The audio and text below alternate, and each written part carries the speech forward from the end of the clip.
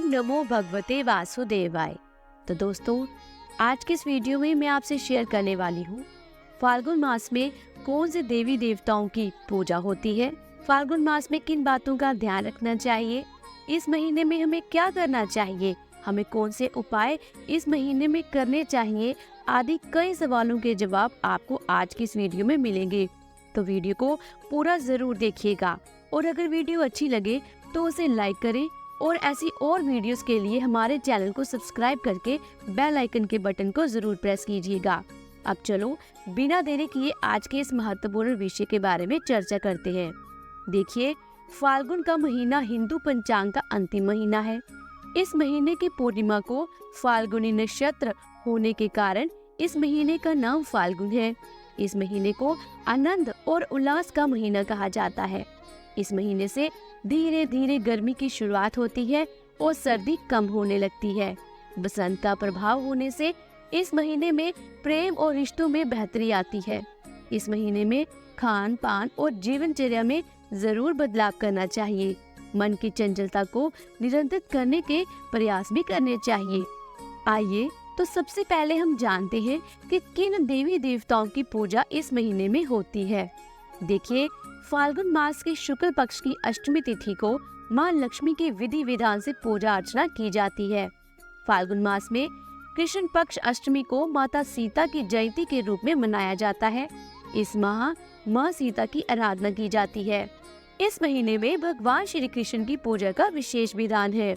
इस महीने में भगवान श्री कृष्ण के तीनों रूप अर्थात बाल, युवा और गुरु कृष्ण की उपासना की जाती है और इसके साथ ही इस माह में श्री कृष्ण की पूजा के साथ ही श्री राधा की भी पूजा होती है, क्योंकि इस महीने में ही फाग उत्सव मनाया जाता है।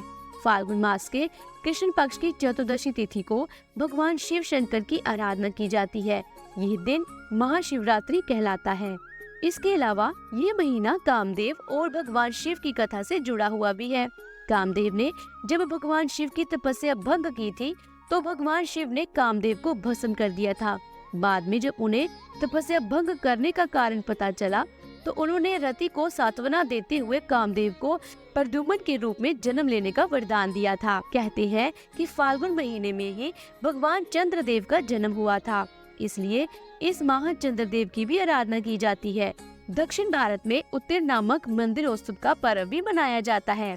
इसी महीने श्री हरि विष्णु के नरसिंह अवतार की खास रूप से पूजा अर्चना होती है और कहा जाता है कि इसी महीने में विष्णु भगवान जी ने भक्त प्रहलाद को बचाने और हिरण्यकश्यप का वध करने के लिए अवतार लिया था।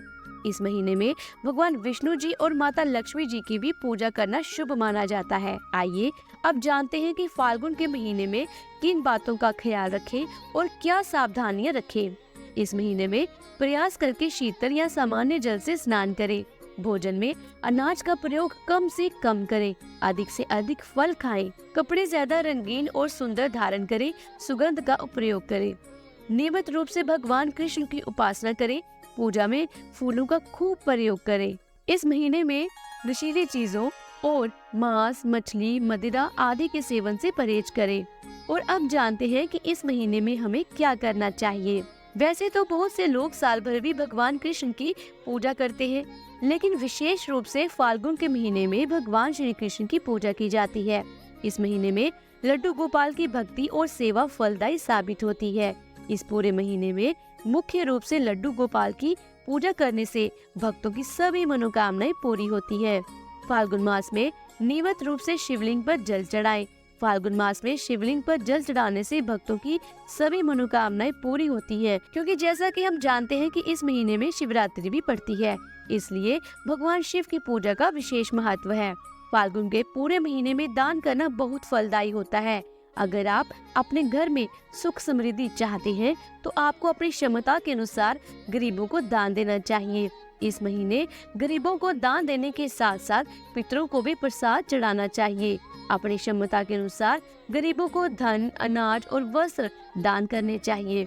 फाल्गुन मास में सुबह जल्दी उठकर पवित्र नदी में स्नान करना चाहिए। ऐसा माना जाता है कि इस महीने में गंगा जैसी पवित्र नदी में स्नान करने का विशेष महत्व है। शास्त्रों के अनुसार जो व्यक्ति इस महीने पवित्र नदी में स्नान करता है उसकी सभी मनोकामनाएं पूर्ण होती है। इस महीने में माता लक्ष्मी जी की पूजा का विशेष महत्व है। ऐसा माना जाता है कि फाल्गुन मास के दौरान देवी लक्ष्मी की पूजा करने से विशेष आशीर्वाद मिलता है। पूजा के समय आपको देवी लक्ष्मी को कमल के फूल और खीर का भोग लगाना चाहिए। और अगर आप आर्थिक समस्या से जूझ रहे हैं तो पूरे महीने माँ लक्ष्मी जी को गुलाब का इत्र या गुलाब अर्पित करें। इससे आप खुद को कभी भी आर्थिक परेशानी में नहीं पाएंगे। अगर स्वास्थ्य की समस्या है तो भगवान शिव जी को पूरे महीने सफेद चंदन अर्पित करें। अगर क्रोध या चिड़चिड़ापन की समस्या है तो भगवान श्री कृष्ण जी को पूरे महीने नियमित रूप से अबीर गुलाल अर्पित करें।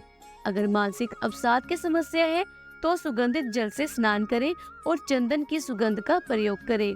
और आइए अब अंत में जानते हैं कि फाल्गुन महीने में क्या उपाय करने चाहिए। पहला, तर्पण करें। अमावस्या खासकर पितरों की मुक्ति एवं शांति के लिए तर्पण, पिंडदान और श्राद्ध कर्म करने के लिए होती है। इससे पितरों का आशीर्वाद मिलता है और धन संबंधी रुकावट समाप्त होती है। दूसरा, व्रत रखें। यदि आप जीवन में सुख, शांति, संपत्ति और सौभाग्य चाहते हैं तो इस अमावस्या पर विधिवत व्रत रख के पूजा करें और पारण के समय पारण करें।